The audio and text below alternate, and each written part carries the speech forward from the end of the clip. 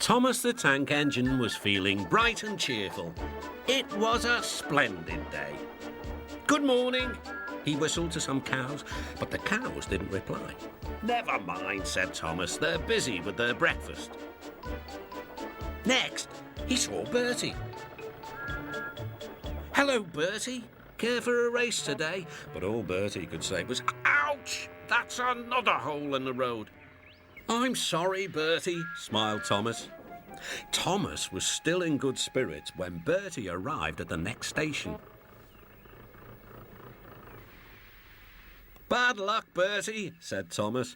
"Now, if you were a steam engine, you would run on a pair of reliable rails." "Huh," replied Bertie. "The railway was supposed to deliver tar to mend the road 2 weeks ago. You can't trust a thing that runs on rails."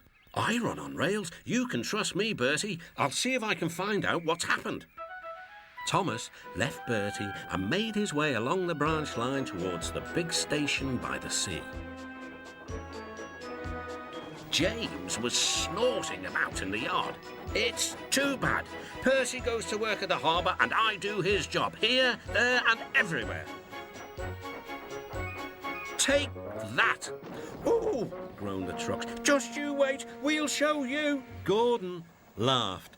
"I'll tell you what, James, if you pretended to be ill everywhere, you couldn't shunt trucks here or go to the quarry there, could you?" "What a good idea," agreed James. "Look, here comes Thomas. I'll start pretending now."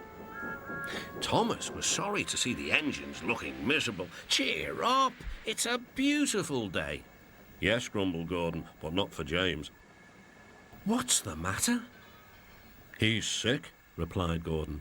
"Yes, he is. I am," stuttered James. I don't feel well at all." "Don't worry," said Thomas kindly. "I'll help out if you're ill." Gordon and James sniggered quietly to each other.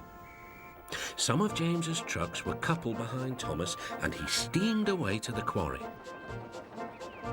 The trucks were still cross. "We couldn't pay James back for bumping us, so we'll play tricks on Thomas instead. One engine is as good as another." But Thomas didn't hear them. He collected all the stone from the quarry and then set off back to the junction.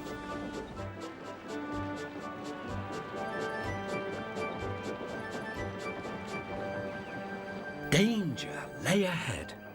"Now for our plan," giggled the trucks. "Go faster, go faster." "Slow down," called Thomas's driver and applied the brakes.